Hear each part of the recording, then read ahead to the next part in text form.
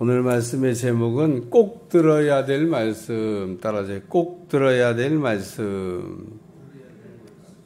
오늘 보니까 엄히 두고 명하노니, 다른 말로 표현하면 꼭 들어야 될 말씀이다. 바울이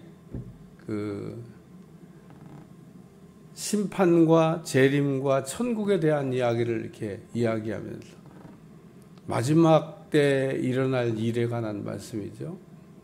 심판, 재림, 천국.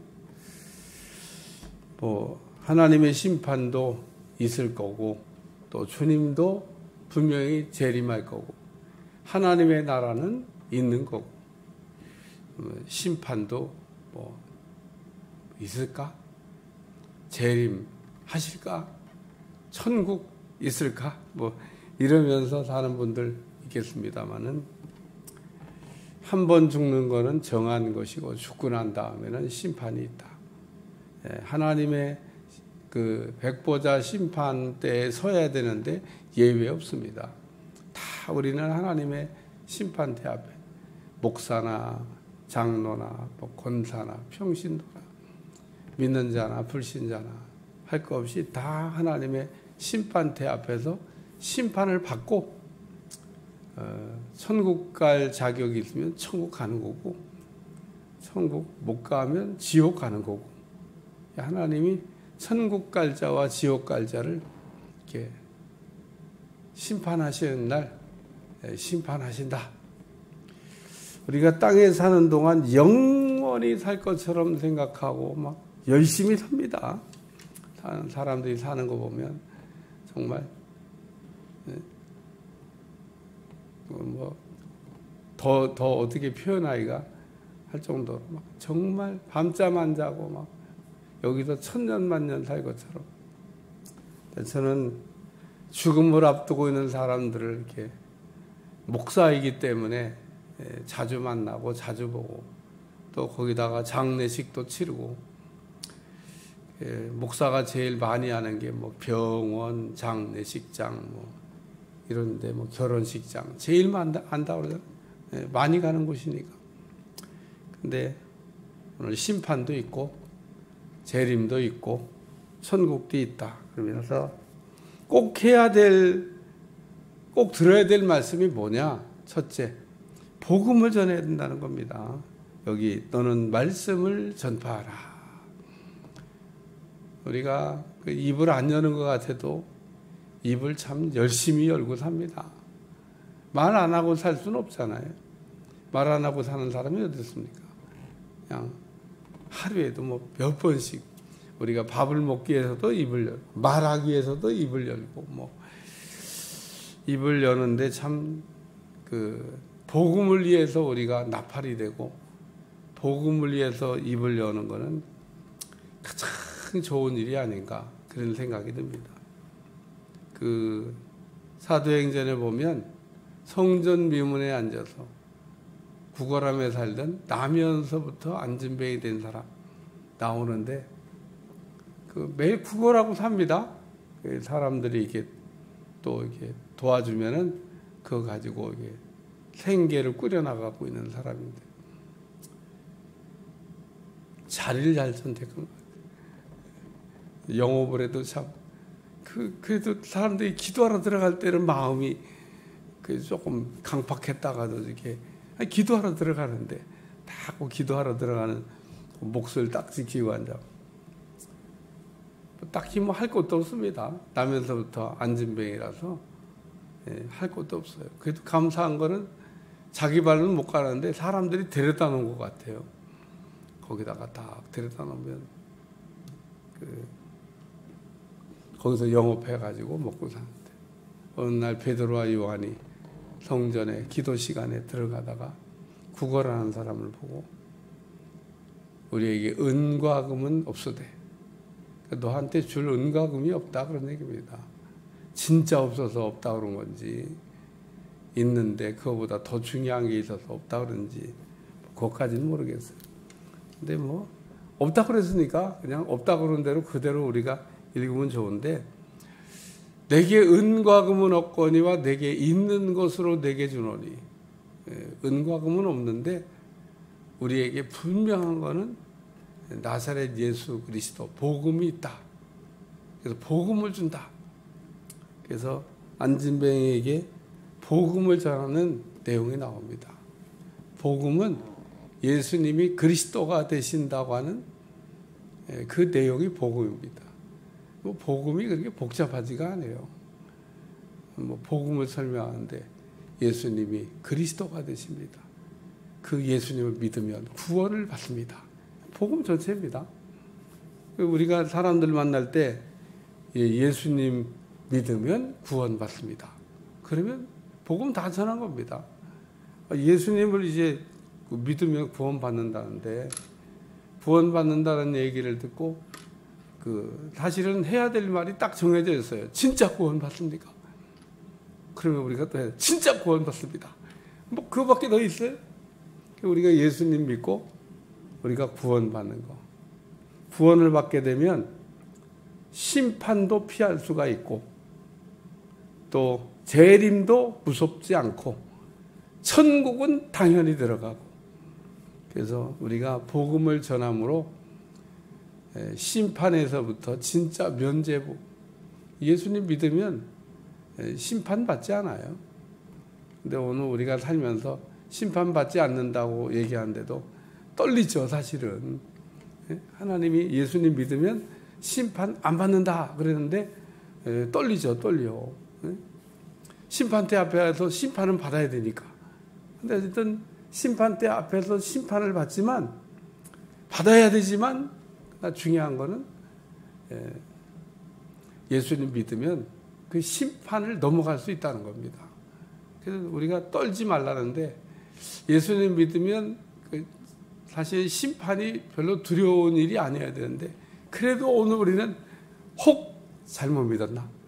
혹 믿는다고 했는데 안 믿는 거였나? 뭐 이런 생각 등등이 들어서 하여튼 예수님을 우리가 확실하게 믿으면 예수님이 나의 구주라고 하는 걸 믿으면 그 예수님의 십자가의 대속의 피로 그 피의 능력으로 우리가 하나님의 심판을 이스라엘에서 출애굽할 때 하나님의 진노가 유월했듯이 하나님의 심판을 피할 수 있다 그런 얘기입니다. 그래서 예수님 믿어야 돼요. 예수님 믿어야 하나님의 심판대 앞에 섰을 때 떨리긴 하지만 지나갈 수 있는 거지. 그거 심판대 앞에 섰는데 예수님 안 믿어봐요. 지옥 가는 거지. 이 땅에서는 뭐 자유라고 얘기해요. 뭐 믿고 안 믿고 내 맘이지. 뭐 그걸 갖고 자꾸 믿으라고 강요하냐. 여기 보면 때를 얻든지 못 얻든지 항상 힘쓰라. 때를 얻든지 못 얻든지 항상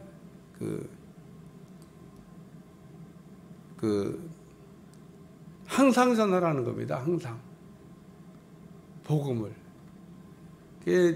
우리나라 복음 처음 들어왔을 때 복음 전하는 건요 아주 간단하게 전했습니다.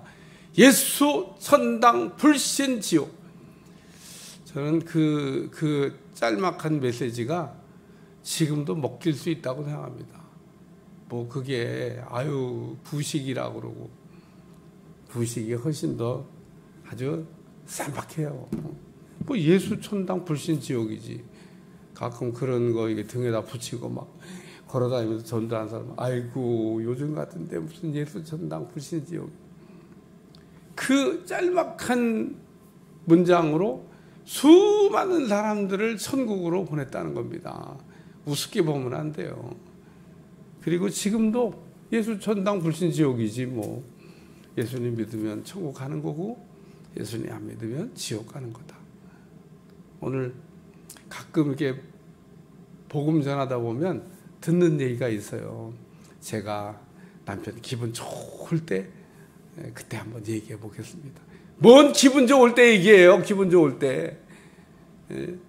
그냥 아무 때나 전하는 거지. 듣든지 말든지 그거 전하다가 얻어 터지든지 그런 거 따지고 전하는 게 아닌 겁니다. 그냥 전하는 거예요. 전하는 거. 우리는 그냥 나팔을 불 사명이 있는 거지. 나팔 부는 사람이 뭐 그거 뭐 이거 따지고 저거 따지고 아니 적군이 지금 코앞에까지 왔는데 나팔 부는 사람이 적군이 왔다는 걸 알리고 나팔을 불어야지. 무슨 적군이 코앞에 왔는데 아유 지금 깨면은 조금 5분만 더 자면 좋은데 기분 나쁘다 그러면 어떡할까? 아유 그냥 괜히 저기 뭐 하다가 또 뭐 하면 어떡할까?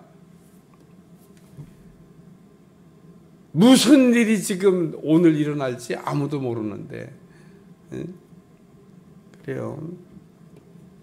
그러니까 우리가 마음이 이렇게 막 올 때는요 빨리 달려가야 돼. 왜냐하면 그렇게 또 빨리 어떤 분은 또 보면 빨리 안 가는 분들인데 어떤 분은 너무 그렇게 또 빨리 아유 참 아쉽다 그런. 그래요. 오늘 언제 어느 때 어디서 어떤 일을 만날지 어떻게 될지 아무도 모릅니다. 그러니까 우리는 항상 전하는 겁니다. 그냥 전하기만 하면 돼요. 상대방 뭐 형편 기분 이런 거 봐가지고 전하는 게 아니고 들으면 좋고 안 들으면 할 수 없고 이렇게 고구마 전도 찔러보는 거예요. 응? 아직 아유 들리고 없구나. 그럼 다음에 내일 또 찔러보는 거죠. 고구마 저전 익힐 때 생각하면 됩니다. 저도 고구마 쪄서 먹어봤는데 딱 뚜껑 열고 푹 찔러봤는데 안 들어가. 그럼 뚜껑 닫고 익겠지 그러고 천년만년 두는 게 아니고요. 또 조금 있다가 뚜껑 열고 또 찔러봐. 또 조금 있다가 뚜껑 열고 또 찔러봐. 푹 들어가면 아 드디어 익었구나. 먹어야 되니까. 마찬가지로 여러분 그 복음을 전하다 보면 딱 들리는 때가 있습니다. 그건 내가 몰라요. 내가 언제 익었는지 뭐 어떻게 알아요. 그러니까 오늘 우리는 언제가 우리가 복음 전할 때냐? 지금이 복음 전할 때입니다. 오늘이 복음 전할 때입니다. 그러니까 미루지 말고 복음을 전해야 됩니다. 그리고 마지막은 오래 참음과 가르침으로 경책하며 경계하며 권하라 이렇게 되는데 말씀이 좀 길지만 한마디로 줄이면 반복해서 전하라는 겁니다. 복음을 전했는데 복음 전하고 또 전하고 복음 전하고 또 전하고 그러면 자꾸 이렇게 전하잖아요. 상대방이 듣기 싫다고 그래요. 듣기 싫다고 해도 또 전하는 겁니다. 자꾸 듣다 보면요 어느 날은 믿어집니다. 여러분의 말씀을 자꾸 들어야 되냐? 이게 처음에는 안 믿어지는데 그 가랑비에 옷 젖는다고 자꾸 들으면 어느 날 이렇게 믿어지는 날이 있어요. 그러니까 하나님의 말씀을 우리가 이게 듣다 보면 어느 날 갑자기 이렇게 그렇게 안 믿어지던 그 말씀이 쿵 하고 와서 믿어지는 때가 있어요. 역사가 변하는 겁니다. 그 순간에 역사가 변하는 거예요. 왜 말씀이 이렇게 작동을 안 하냐? 안 믿으니까 작동을 안 하는 겁니다. 하나님의 말씀이 딱 읽고 믿어지는 순간 역사가 일어나는 겁니다. 오늘 믿음 없이 아무리 우리가 기도해도 헛방이잖아요. 믿음 없이 아무리 기도해도 헛방입니다. 하나님은 우리가 기도하는 대로 역사하시는 하나님이잖아요. 바울은 전도를 다니면서 무슨 기도를 했을까? 간단하죠. 갈급한 심령을 만나게, 예비한 심령을 만나게 해주셔서 딱 만나는 거죠. 뭐. 바울이 어떻게 누디아를 만났겠습니까? 그 누디아를 만난 장면의 말씀을 읽다 보면 주께서 누디아의 마음을 여사. 바울이 무슨 복음 잘 전해갖고 누디아가 은혜 받고 누디아가 집을 내놓은 게 아니에요. 집 헌신한다는 게 쉬운 일입니까? 그 옛날에도 어렵지만 지금도 어려워요. 부자는 되나? 부자가 더 어려워요. 누디아는 막 비단 장사하는 사람이니까 막 부자니까 막 집도 팍 내놨다고. 나는 목회하면서 아이도 집 내놓은 사람을 내가 만나지 못해. 예? 많이 헌신하는 사람은 내가 봤는데 목사님 제 이 집을 바칩니다. 이런 사람은 내가 아니. 나도 그런 사람 하나 만나 누디아 같은 사람은 야 대단하잖아요, 대단해. 그게 보통 사람이 아닙니다. 근데 어떻게 그런 사람 만나? 주께서 누디아의 마음을 여사 집을 내놓을 감동을 줬다는, 바쳐야 되겠다. 주께서 누디아의 마음을 여사. 바울이 복음 잘 전한 게 아니에요. 바울이 기도를 했죠. 누디아 같은 사람 만나게 해 주시옵소서. 오늘 우리가 그렇게 기도하고 나가면 그런 사람을 만나는 겁니다. 바울이 누디아를 만난 거는 이렇게 잘 짜여진 어떤 그 퍼즐 같은 겁니다. 바울은 누디아 같은 사람을 만나게 해달라고 기도했고, 또 하나님은 바울이 누디아를 만났을 때 마음을 열어서 은혜 받게 하고 변화를 일으켰다. 오래 참음과 가르침으로 경책하고 경계하며 권하라. 말씀이 길지만은 우리가 가르칠 때, 복음 전할 때 반복하는 거를 두려워하지 말라는 겁니다. 우리가 귀신 들린 사람들에게도 마찬가지입니다. 이 귀신이 들리면 특징이 몇 가지 있는데 그 중에 대표적인 게 말씀을 못 듣게 하는 겁니다. 왜 하나님의 교회에 나와서 예배를 드리는데 찬송 부를 때 찬송 안 부르고 말씀 들을 때 말씀 안 듣나? 찬송 부를 때 찬송 안 부르고 말씀 부를 때 말씀 안 듣는 게 아니라 귀신이 그렇게 못하게 하는 거예요. 귀신의 역사가 그냥 우리 삶의 곳곳에 있는데 독보도처럼 우리가 그런 거를 무시하거나, 사실 귀신이 없다 이러고 얘기가 입에서 나오거나 귀신이 없다라고 하는 이야기하는 사람은 100% 귀신 들렸다고 생각하면 됩니다. 어디서 귀신의 존재를 부정해요? 귀신이 시퍼렇게 살아있는데. 오늘 우리가 0.눈곱만큼이라도 이 귀신의 존재를 부정하면, 나 귀신 들렸나 봐, 이렇게 생각하면 아주 전혀 틀린 말이 아닙니다. 귀신 들린 사람이나 그런 소리 하지. 오늘 우리 귀신은 들리지 말아야 되지만 성령의 충만을 해야 됩니다.